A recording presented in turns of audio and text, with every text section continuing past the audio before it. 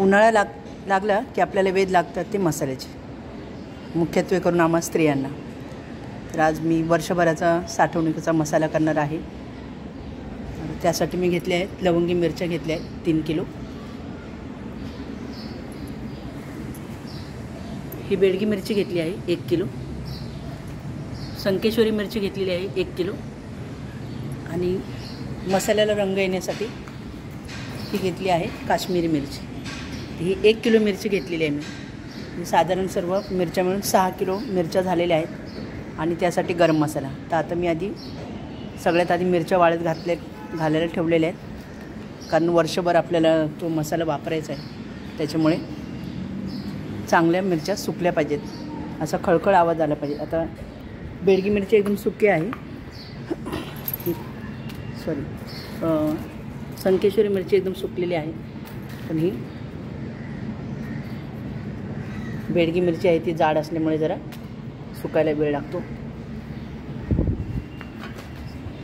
काश्मीरी मिरची ही जाड असते अशी, ह्याचे देठ जाड असतात. ह्याचे देठ काढणार आहे मी काश्मीरी मिरचीचे, संकेश्वरी आणि बेडगी हे तिन्हीचे मी देठ काढणार आहे. आणि लवंगी मिरचीचे एकदम बारीक देठ असतात पातळ, त्याच्यामुळे ते काढणार नाही. जे काय मोठे मोठे असतील ते काढणार आहे. तर ह्याला 2 दिवस तरी मी ऊन देणार आहे. त्याच्यानंतर आपला बनणार आहे मसाला. तर मी घाटी मसाला बनवणार आहे, एकदम तिखट लाल. तर मिरच्या सगळ्या सुकवल्या आहेत, चांगल्या वाळल्यात, खळखळीत. बेडगी मिरची तर सगळ्याची मी देठ काढून घेतली. मिरच्या तर आपल्या चांगल्या वाळल्या. आता मी हे गरम मसाले तुम्हाला दाखवते. ही राई आहे, लवंग आहे 100 ग्राम, मिरी आहे 100 ग्राम, चक्री फूल आहे 100 ग्राम, वेलची आहे 100 ग्राम, दालचिनी आहे 100 ग्राम, तेजपत्ता आहे, शहाजिरे आहे 100 ग्राम, नागकेशर आहे, त्रिफळा, खसखस आहे, जायफळ, हिंगाचे खडे,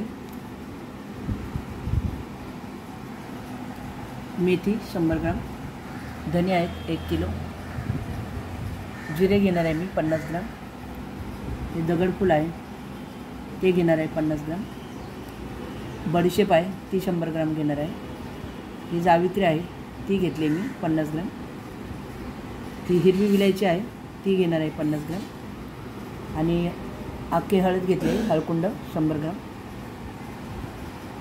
जिरे लागणार आहे आपल्याला तेही 50 ग्राम घेणार आहे. आता एक खोबरं घेतले मी इथे बारीक तुकडे करून, आणि लसूण घेतलेला आहे, आणि आहे खडे मीठ. आता हे सगळे मसाले मी मंद आचेवर भाजणार आहे, फक्त शहाजिरे भाजणार नाही. चला आता मी मसाला भाजायला घेते.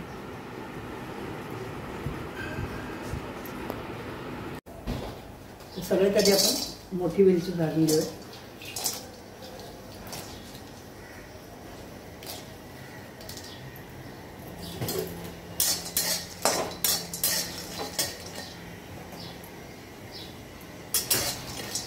भाजण्याच्या याच्यासाठी त्यातला जो काही ओला असेल तो निघून जाऊन जास्त भाजत नाही नको.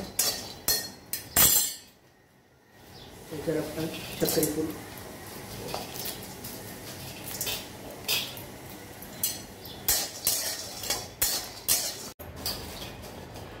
भाजल्याचा सुगंध येतोय. आपण लगेच त्याच्यावर वेलची टाकूया, दालचिनी टाकूया.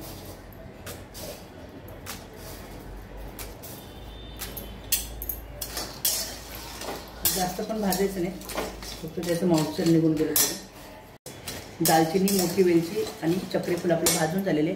आता मी ते काढून घेते. तर मिरी भाजून घेते.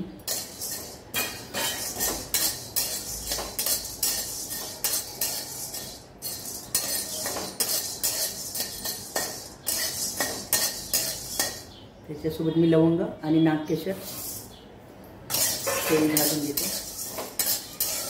आता मी ते गरम मसाला भाजते मंद आचेवर एकदम, आणि तेल वगैरे याला काही टाकलेले नाही. फक्त याचं नुसतं काय असेल मॉइश्चर असेल त्याच्यातलं, काय ओलसर पण असेल तो निघून जावं म्हणून फक्त 1-2 मिनटं फक्त परतायचं आपल्याला. कारण जास्त भाजलं तर त्याचं आणि सुवास जाण्याची शक्यता आहे. नुसते अशी हाताला लागले गरम ते काढून घ्यायचे. आता सर्वजण मिरच्या भाजतात, पण मी मिरच्या भाजत नाही. कारण चांगल्या उन्हात कडकडीत 2 दिवस तापलेले आहे. आत्तासुद्धा मी टेरेसवर ठेवलेले आहे तेल लावून. तेल लावल्यामुळे अजून कडकडीच्या होतात. त्याच्यामुळे कधीच मी मिरच्या भाजत नाही तेल वगैरे टाकून. तर तेल उन्हात चांगल्या कडकडीत वाळल्या, थोडंसं तेलाचा हात लावायचा त्याला, मिरच्या चांगल्या कुरकुरीत होतात. तर ही एक टीप आहे माझ्याकडून. खूप लोकांना मी बघते, मी असं मोठ्या टोपामध्ये असं भाजून वगैरे घेतात. तर असं चांगलं तुमच्याकडे ऊन येत असेल कडक उन्हात टाकायचं 2 दिवस. आणि जेव्हा आपल्याला कुठून आणायचं आहे मसाला तेव्हा तेल लावून ठेवायचं आणि गरम मसाले सगळे भाजून घ्यायचे. तर चला आपलं ते भाजून झालेलं आहे. मी आता काढते. ते मी ते त्रिफळा, हिरवी वेलची,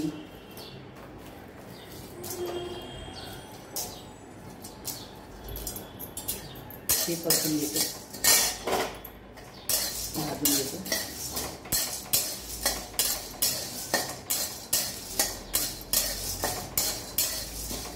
दोन ते 3 मिनिटात लगेच आपलं कढई तापलेली असेल तर पटकन भाजून होतं.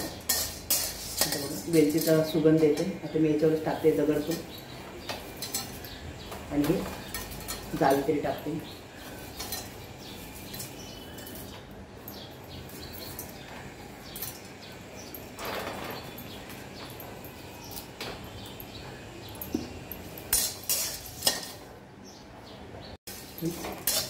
दगडफुलाला जरा असं माती वगैरे बघायची, चांगलं स्वच्छ करायचं. आणि त्याला माती असते थोडीफार, पण हे दगडफुलाचा ना सुगंध खूप छान येतो. ते भाजून झालेले आता मी काढते. ज्या गोष्टीला जास्त वेळ भाजायला लागणार आहे ते आधी टाकून द्यावे. बडीशेपला थोडा वेळ लागतो म्हणून ती आधी टाकून घेतली. त्याच्यापासून टाकते राई,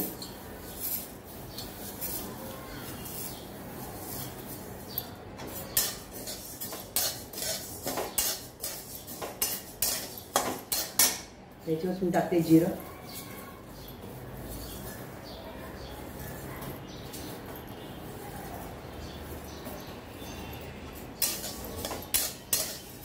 ते साधे जिरे मी टाकलेले आहे याच्यामध्ये.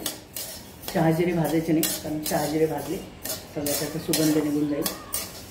आणि सगळ्यात शेवटी टाकते मेथी. पण मेथी जास्त भाजायची नाही, ती जास्त भाजली कडवट होते. थोडीशी परतायची. आता हे आपलं बडीशेप, जिरं आणि राई भाजलेच आहे, त्याच्यासोबतच भाजून निघेल. आता मी लगेच काढून घेते परातीत.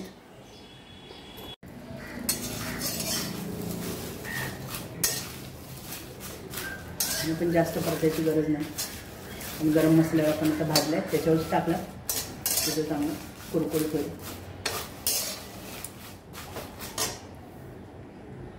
तेजपत्ता काढून घेते. आता मी कढईमध्ये घातले तेल आपलं चांगलं तापले. आपण हळकुंड तळून घेऊ.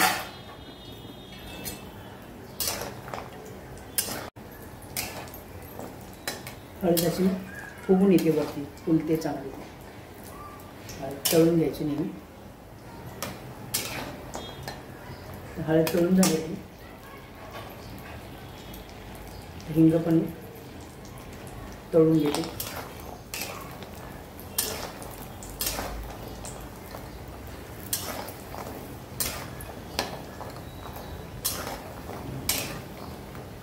काढून घेते. आपण जो गरम मसाला काढून घेतला आहे परातीवर त्याच्यावर मी काढून घेते. आता माझा घाटी मसाला आहे त्याच्यामुळे आता मी खोबरं कापून घेतलेले ते आता मी तळून घेते. थोडं थोडं तळून घेणार आहे.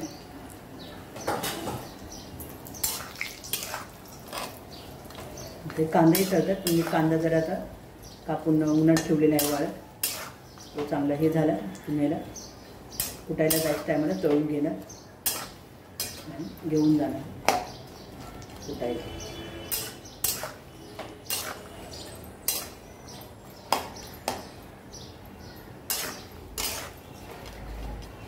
त्यामध्ये 5 किलो मिरची मी कुटणार आहे. तर त्याच्यातले मी अर्धा मसाला घाटी मसाला करणार आहे आणि अर्धी पावडर तशीच ठेवणार आहे. त्याच्यामुळे मी जवळजवळ आता गरम मसाला मिरची वगैरे होऊन 7 ते 8 किलो मसाला होईल आपल्या. तर त्यासाठी मी अर्ध्या पावडरसाठी 1 किलो खोबरं लसूण घेणार आहे, अर्धा ते पाऊण किलो, आणि कांदा घेणार आहे 1-1.5 किलो भाजून. परत खडा मीठ टाकणार आहे 1 किलो. हे खोबरं भाजून झाले. आता मी हे काढून घेते. अजून उरलेलं आहे ते भाजून घेते. खोबरं आपलं सगळं तळून झालेलं आहे आणि आता हे कढईमध्ये तेल उरलेलं आहे. आता त्याच्यावरच मी धने भाजून घेते. धने भाजत असतानाच आपण याच्यावर टाकूया खसखस, कारण खसखस अशी भाजली तर पटकन जळण्याची शक्यता असते, म्हणून मी नेहमी अशीच खसखस भाजते धन्यासोबत.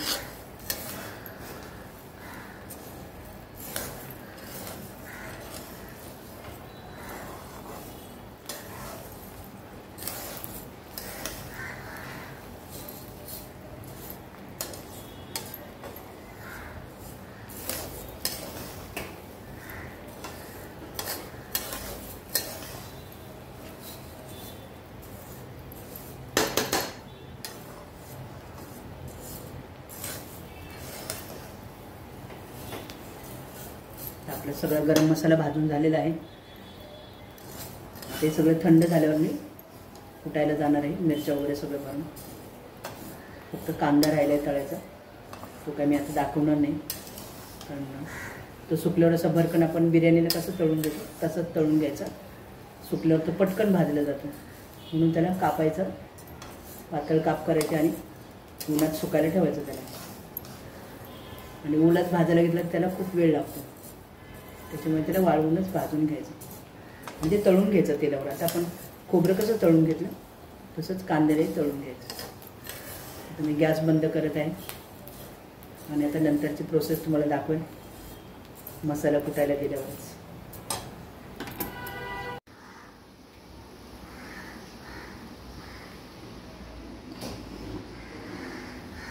आपले धने भाजून झालेले आहेत. खोबरं बघा मी एवढं भाजून घेतलेलं आहे. 1 किलो खोबरं आहे. हा आपला गरम मसाला सगळा भाजून तयार आहे. लसूण तयार आहे. ओट्यावर किती पसारा पडला आहे बघा माझ्या. आता हे लसूण कमीच आहे, आता मी सोलणार आहे हे सगळं थंड होईपर्यंत.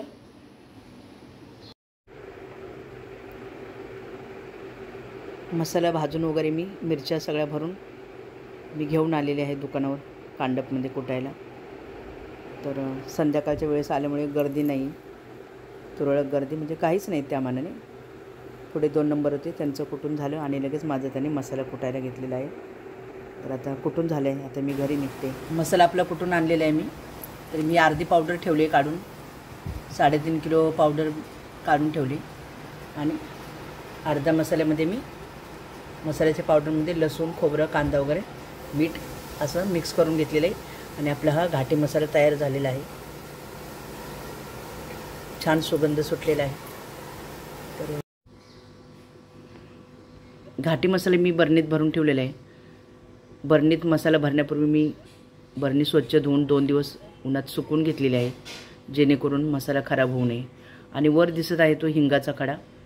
हिंगाचा खडा वर ठेवायचा नेहमी, त्याच्यामुळे मसाला खराब होत नाही. तर अशी माझी घाटी मसाल्याची रेसिपी जर आपल्याला आवडली तर नक्की लाईक करा, शेअर करा, कमेंट करा आणि सबस्क्राईब करायला विसरू नका. भेटूया पुन्हा एकदा अशाच नवीन व्हिडिओमध्ये.